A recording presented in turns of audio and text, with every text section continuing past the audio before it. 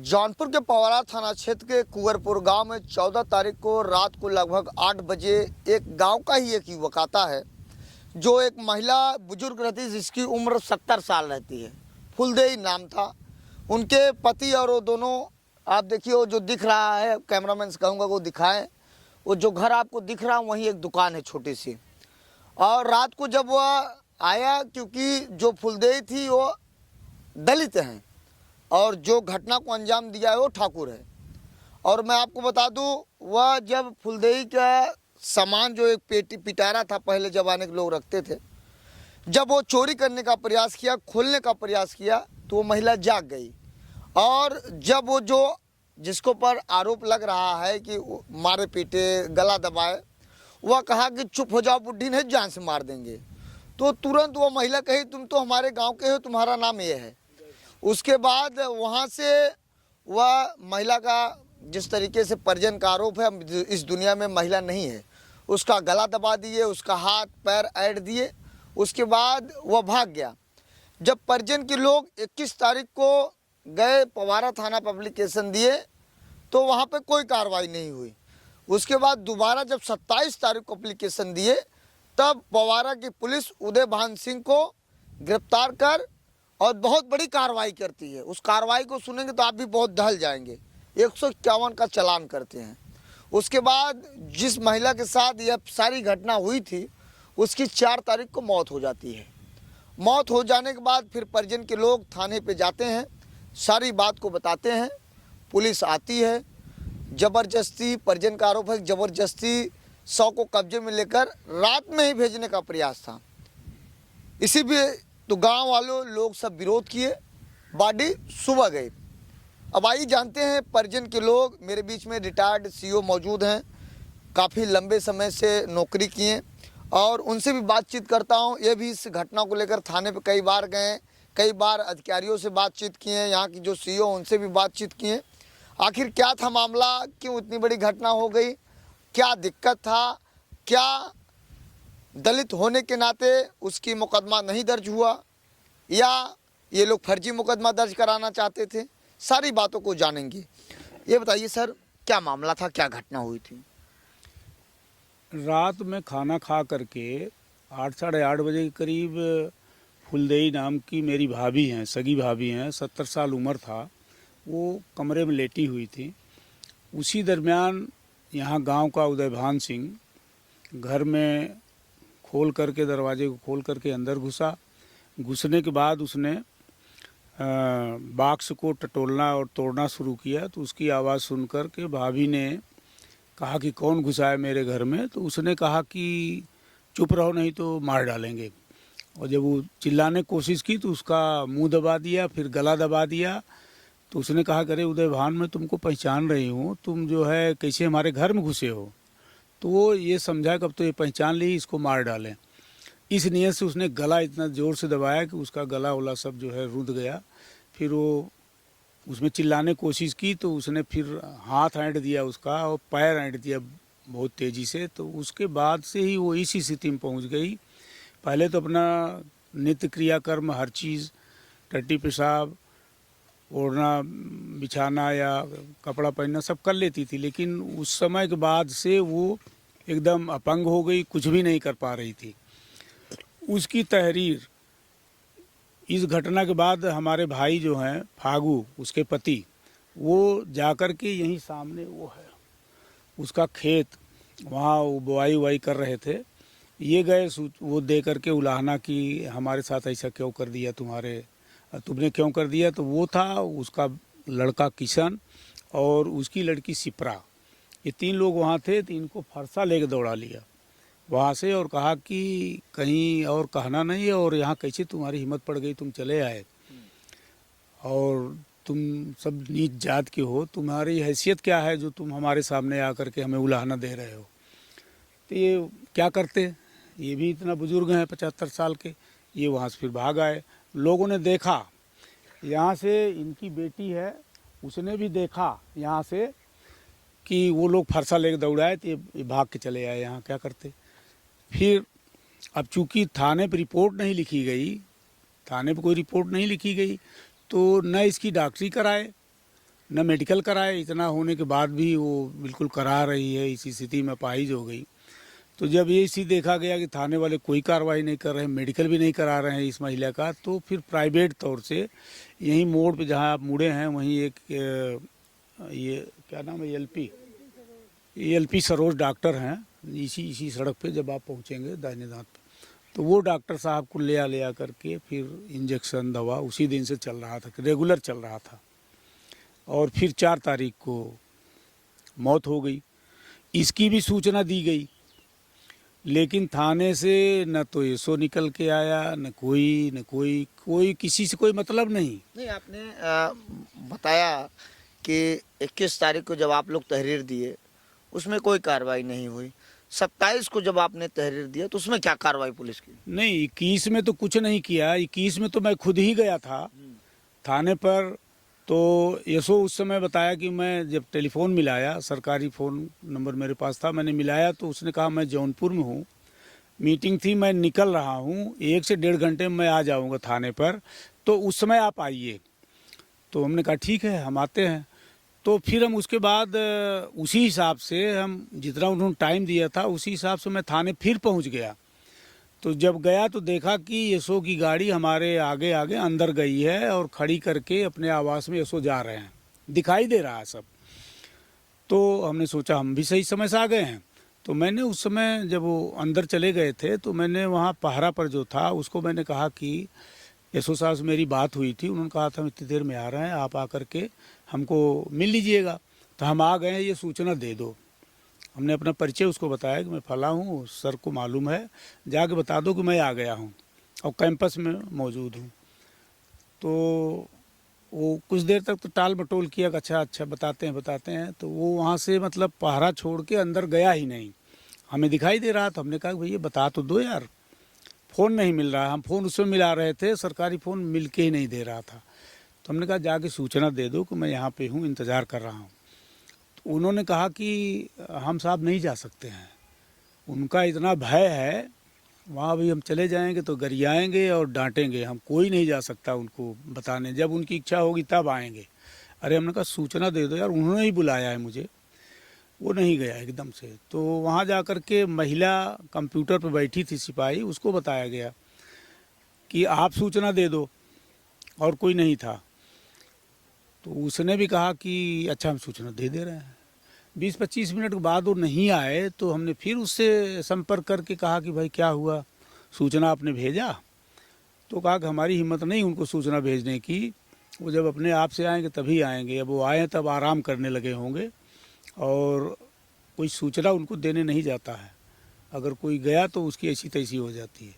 हमने कहा इतना बड़ा आतंक है एसओ का कि कोई स्टाफ का भी आदमी नहीं बता सकता है उनको? वो कहे ऐसी ही स्थिति है। अरे हम 4 घंटे तक इंतज़ार किए, बिल्कुल निकल के नहीं आया, न फ़ोन उठाया। फिर जब मैंने कहा कि मैं इतनी देर से इंतज़ार कर रहा हूँ, जब फ़ोन नहीं उठा तो ऑडियो कॉल मैंने मिलाया एसओ को। ऑडियो कॉल मिलाया तो ऑडियो कॉल में कहा बताइए। मैंने कहा आपने बुलाया तो मैं फला हूँ और आपको देना है तहरीर। बार बार आप अपनी परिचय को बताते रहे? बता रहे हैं, बिल्कुल बता रहे हैं। वो जान भी रहा है कि वही आए हैं, हमने बुलाया था खुद। तो कह रहा है कि ऐसा है कि अभी तो हम निकल के कहीं कार्यक्रम में आ गए हैं। तो हमने कहा अभी तो आप अंदर हैं, कार्यक्रम में तो जाते तो हमारे सामने से जाते, कोई और गेट तो पीछे है नहीं कि उधर से आप चले जाओगे, थाने के सामने से ही जाओगे, निकलोगे, एक ही गेट है।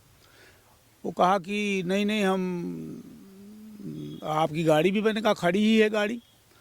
तो कहा कि हम दूसरी गाड़ी से निकल गए हैं और आप कल आइए, सुबेरे आइए। हमने कहा ये एप्लीकेशन ले आए हैं, इसको देना था आपको और आप कह रहे हैं सुबह आइए। तो कहा कि हमारे व्हाट्सएप पे भेजिए, हम देख लेंगे। तो मैंने तुरंत व्हाट्सएप पे भेज दिया। अब वो राजा साहब पता नहीं देख पाए व्हाट्सएप आज तक, 7 तक कि नहीं देख पाए, लेकिन उनके व्हाट्सएप पे भेजे। हमारे व्हाट्सएप में, हमारे फ़ोन में अभी भी उनका वो मौजूद है, जितने समय में मैंने भेजा है। उसके बाद वो सुबेरे इंतज़ार कराते कराते सुबेरे से लेकर के 1 बज गया। तो 1 बजे बहुत अर्जेंट कॉल मेरी आ गई, तो मैं लखनऊ चला गया। इनको ये भाई हैं, हमसे भी छोटे हैं, ये हमसे सबसे बड़े हैं। इनको और वो एक लड़का ये, इनको छोड़ के मैं लखनऊ चला गया। और एक और मतलब ड्राइव कर रहा था, वो भी भतीजा था, तो वो लेकर हम चले गए। इन लोग छोड़ दिए कि जब वो निकलें, चूँकि किसी को बताने की हैसियत है नहीं, जब निकलेंगे तभी दे पाओगे, तो जय बजे निकलें, यहीं इंतज़ार करो। तो शायद 2 बजे के आसपास निकले हैं, हमारे जाने के 1-1.5 घंटे बाद निकले हैं, तब इन लोगों ने दिया है। और निकले हैं तो कोई ये नहीं कि कोई खड़ा है, कोई बात नहीं, सीधे गाड़ी में बैठे, तो इन लोगों ने दौड़ के दिया कि सर ऐसी ऐसी बात है, और सीओ साहब चले गए, ये एप्लीकेशन दे गए थे आपको देने के लिए। तो उन्होंने फिर जो है एप्लीकेशन लिया, वहीं तुरंत एक दरोगा जेपी प्रसाद, उनको तुरंत थमाया, पढ़ा भी नहीं, उसको तुरंत थमाया, कहा कि इसमें कार्रवाई करो। अब इतना कहा कि गाड़ी चली गई। फिर ये लोग दे करके वहाँ से चले आए। कोई मुकदमा नहीं लिखा गया, कुछ नहीं किया गया, न इसके मेडिकल के बारे में कुछ किया गया, कुछ नहीं किया, जैसे ये कि उनको मालूम ही नहीं ये घटना। अब ये लोग प्रयास करते रहे, जाते रहे, रिपोर्ट लिख के FIR नहीं दी गई, तो ये लोग कहे कि भाई FIR तो दीजिए, कुछ नहीं कर रहे तो हमको हमारा मुकदमा लिख के दीजिए। तब भी नहीं कुछ दिया, तो इनसे तहरीर बदलवाया, ये हमने भी आपको दिखाया, देखा था। हाँ, ये तहरीर फिर बदलवाया जेपी दरोगा कि आप जो है ये 2 घटना और उसका जो क्रिमिनल हिस्ट्री इसमें लिख रहे हैं, इसमें ना लिखिए, सिर्फ आज की घटना को लिखिए, जो घटना आपकी है। तो इन लोगों से वहाँ ज़बरदस्ती लिखवाया और उसमें अंगूठा लगवाया। इनका अंगूठा पढ़े लिखे नहीं है, तो इनका अंगूठा लगवाया और उसको रख लिया, कहा आप जाइए, मुकदमा लिख दे रहे हैं आपका। वो भी आज तक मुकदमा नहीं लिखा गया 7 तारीख तक। उसके परिप्रेक्ष्य में 27 को ही जिस दिन तहरीर बदलवाया, उसी दिन उसको 151 में बंद कर दिया। आरोपी उदय भान को आरोपी को उस दिन 151 करके भेज दिया और वहाँ गया SDM के यहाँ, वहाँ से तुरंत ही सिपाहियों के साथ ही साथ फिर बैक हो गया, साथ ही साथ तुरंत छोड़ दिया। अब इसके बाद ये मृत्यु हो जा रही है, मुकदमा नहीं लिखा गया, मृत्यु हो जा रही, मृत्यु के बाद भी सूचना ले जाके दे रहे हैं, तब भी न एसओ निकल के आ रहा है, न और कोई आ रहा है। वही एक जेपी को मुंशी ने सूचना दिया रात में कि ये आए हुए तहरीर लेके, महिला मर गई है, उस घटना जो हुई थी। तो जेपी आए, तहरीर को अपना पढ़ के फिर चले गए अपने कमरे में, कुछ नहीं इन लोगों से बताए। तो ये लोग से हमने पूछा कि कितना देर हो गया अभी तक, क्या कोई निकला नहीं, एसओ को नहीं बताया गया? तो कहें कि नहीं, एक दरोगा जी आए थे जेपी, उन्होंने पढ़ के फिर चले, वो रख करके एप्लीकेशन फिर वही मुंशी के पास चले गए जो GD पर रहता है, चले गए अपने कमरे में। तो हमने कहा तुम लोग क्या कर रहे हो, जाड़े के रात जाओ घर। तो ये लोग चले आए यहाँ पर, चूँकि डेड बॉडी थी, ये लोग लौट के यहाँ आए। तो फिर उनका फ़ोन आया यहाँ आने के बाद, इनके पास इनका फ़ोन नंबर उसमें लिखा था। तो इनके पास कहे कहाँ हो, तो इन्होंने कहा हम तो डेड बॉडी के पास आ गए। तो उनका आप रुकिए, हम आ रहे हैं। यहाँ आए 2 दरोगा, जेपी आए, एक और संतोष दरोगा आए, और सिपाही 2 आए, एक महिला सिपाही आई। यहाँ आते ही जो बैग लिए थे उसमें तुरंत उसको रख के डेड बॉडी को, और उसको सील लगा दिए। अब ये लोग भौचक्का कि ये क्या कर रहे हैं? तो उनका, आप डेड बॉडी हम लेके जा रहे हैं, आप लोग थाने पे आइए सवेरे। तो हमें फ़ोन किया गया, मैं लखनऊ में था, हमें फ़ोन किया गया कि ये तो डेड बॉडी उठाए लिए जा रहे हैं। पहले हमको इतला दिए थे कि एक्सपायर हो गई, तो वहाँ से मैं चल दिया था, रास्ते में था। इन लोगों ने कहा ये तो ज़बरदस्ती उठाए लिए जा रहे हैं। तो हमने कहा नहीं, उनको रोक दो, न ले जाने पाएँ, हम आ रहे हैं, तो सुबह पंचनामा भर लेंगे, हम तो अभी पहुँच ही जा रहे हैं। लेकिन वो जब कहा गया तो मान गए, नहीं उठाए, वैसे सील रखे रहे।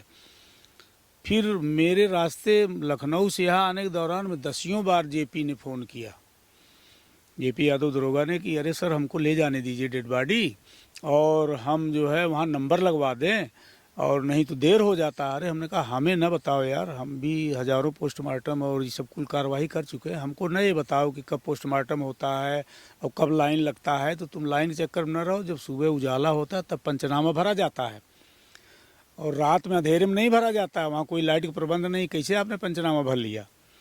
विशेष परिस्थिति में जब लॉ एंड ऑर्डर का प्रॉब्लम होता है कहीं, तब वहाँ भी जल्दी में पर्याप्त लाइट की रोशनी करके डीएम का आदेश से भर दिया जाता है, तब हटाई जाती है डेड बॉडी। यहाँ तो कोई ऐसी बात है नहीं। तो बहरहाल डेड बॉडी इन लोगों ने रोक दिया। यहाँ जो मेंबर्स थे, महिलाएं थी, उन लोगों ने कहा नहीं ले जाने देंगे, तो नहीं ले जा पाए।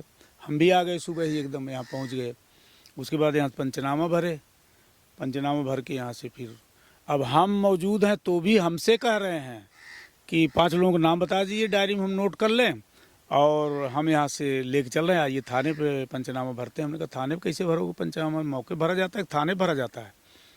तो बहरहाल जब इतना हमने वो किया तब जाकर के यहीं पंचनामा भरे और यहीं से पंचनामा भर के पोस्टमार्टम के लिए भेजे मर्चरी। अब मोर्चरी में भी व्यवस्था, यहाँ का एसओ जो है वो शहंशाह है, वो एसओ नहीं है, जनसेवक नहीं है, यहाँ का एसओ शहंशाह है। उसने 2-3 लोगों को भेज करके, कांस्टेबल 2-3 ये जो गए थे इनके अतिरिक्त फिर बाद में भेज करके मैनेज कराया है, जो भी कराया है।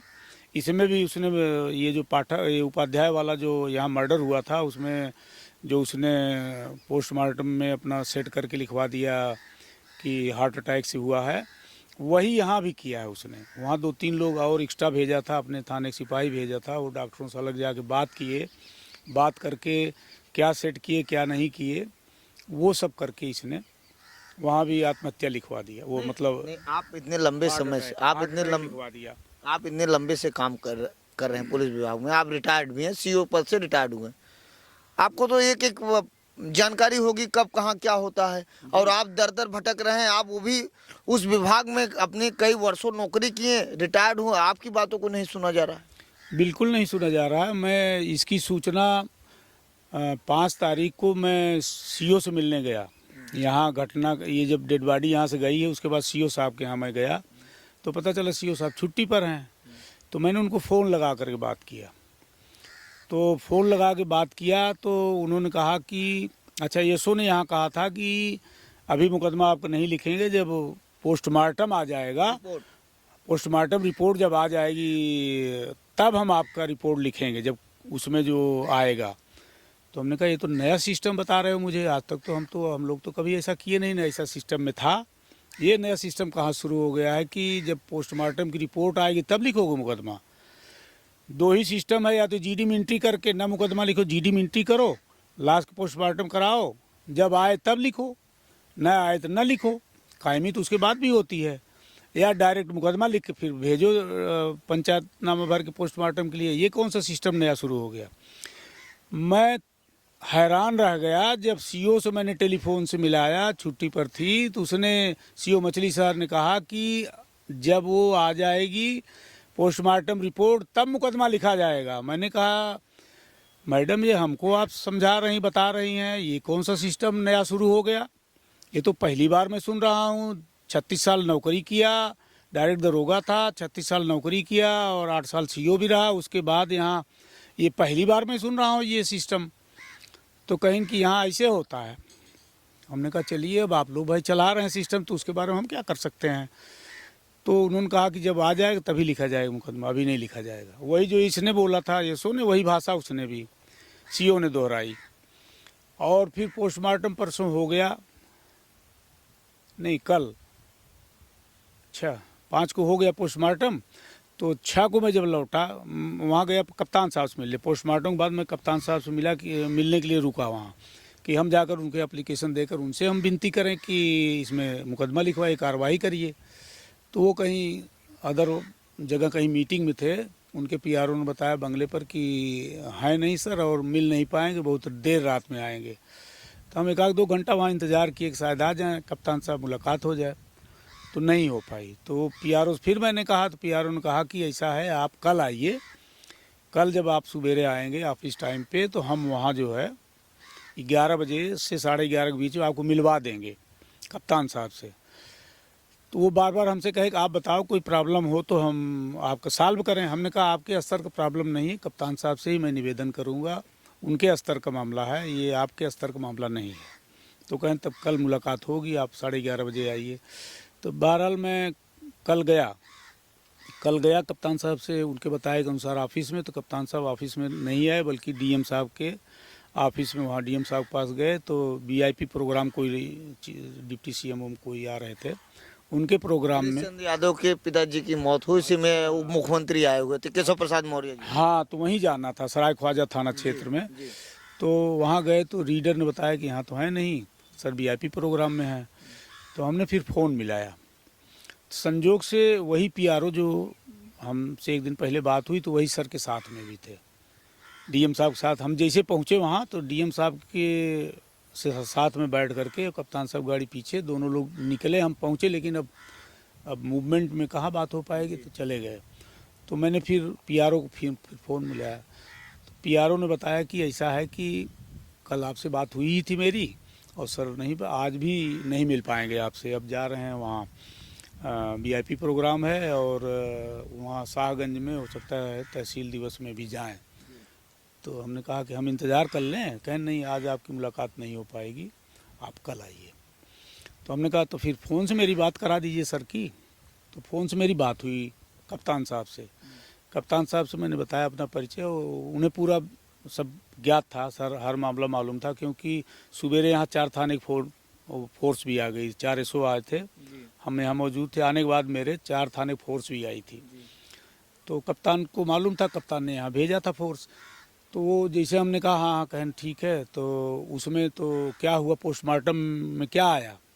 हमने कहा सर हम पोस्टमार्टम तो हम मिला नहीं, सिपाही आया था, वो उसको बंद लिफाफे में दे दिया गया, वो तो एसओ खोलेगा तो उसे मालूम होगा, हमें कैसे मालूम होगा? कहन ठीक है, आपको नहीं मालूम है तो कोई बात नहीं है, और मैं अभी सीओ को बता रहा हूँ, मैं सीओ मछली शहर को बता रहा हूँ, और उनको आप जाके बताइए, सारा समाधान का आपका सारी समस्या का समाधान वो कर देंगी। हमने कहा ठीक है सर। तो मैं वहीं से जौनपुर से लौटा तो सीओ के यहाँ गया, तो सीओ को पर्ची भेजा। तो सीओ भी काफ़ी महान है, पर्ची का कोई रिस्पांस नहीं किया उन्होंने, पर्ची भेज दिया, कुछ देर के बाद अपने आप निकली, गाड़ी में बैठ गई, पर्ची पर कोई ध्यान नहीं था, चूँकि उनको मालूम था कि इसी पर्पज़ से बात होगी, एक दिन पहले मेरी बात हो ही चुकी थी सीओ से। तो हमने कहा मैडम मैंने पर्ची भेजा था, आपने कोई रिस्पांस नहीं किया और आप बैठ गई गाड़ी में, जा रहे हैं, कहन करे हम जा रहे हैं बहुत ज़रूरी काम। कहाँ? मीरगंज। कहाँ पर? मैं मीरगंज जा रहा हूँ। अरे हमने कहा 2 मिनट सुन तो लीजिए।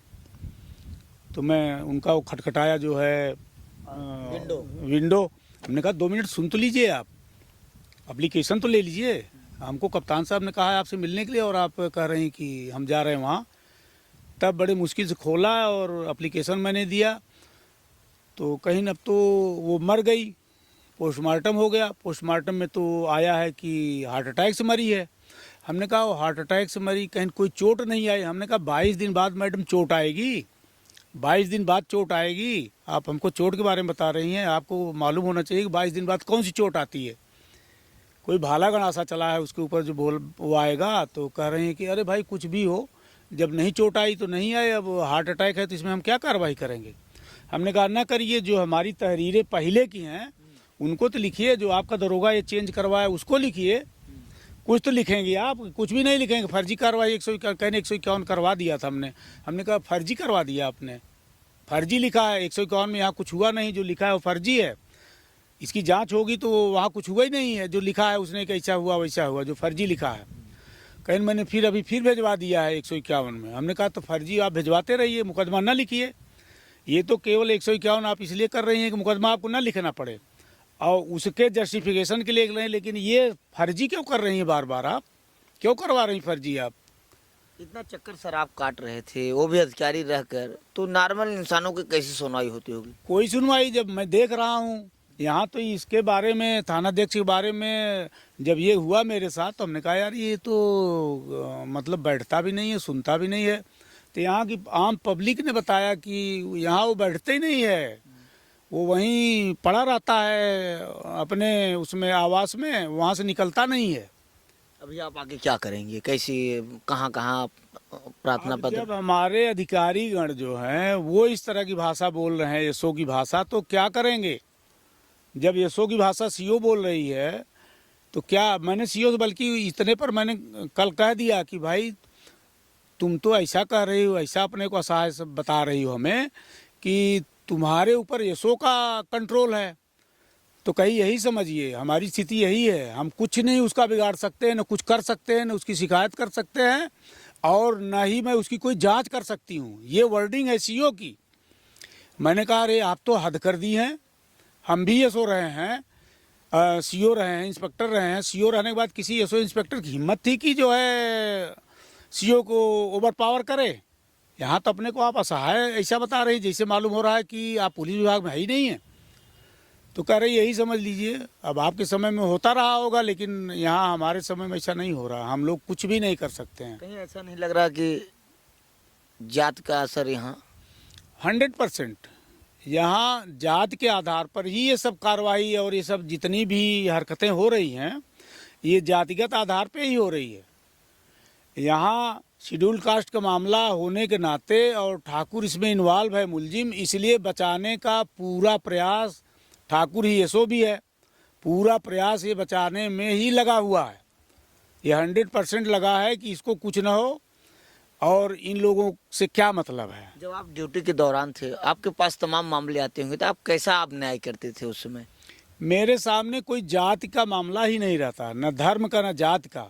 मैं तो ऐसा स्टेशन अफसरी, इंस्पेक्टरी और सीओ गिरी किया हूँ कि मुझे केवल न्याय पसंद था, कि न्याय किसके पक्ष में जा रहा है, वो कौन है इससे मतलब नहीं है, किस जात का है, किस धर्म का है, किस कास्ट का है, गरीब है अमीर है, इससे मेरा कोई मतलब नहीं रहता। न्याय क्या कह रहा है उसको मैं करता था, न्यायिक पक्ष धर रह करके, और ऐसी कार्रवाई करता था कि एग्जाम्पलरी कार्रवाई करता था। लेकिन अब मैं खुद जो है ये देख करके आश्चर्यचकित हूँ कि ये क्या हो रहा है, ये क्या सिस्टम अब नया चालू हो गया है कि मुकदमा न लिखो, कितना भी घटना हो जाए, किसी तरह की घटना हो जाए, मुकदमा न लिखो, सब लीप पोत के बराबर कर दो, मुलजिम के बचाने में शुरू से ही लग जाओ। यही सिस्टम इस समय चल रहा है।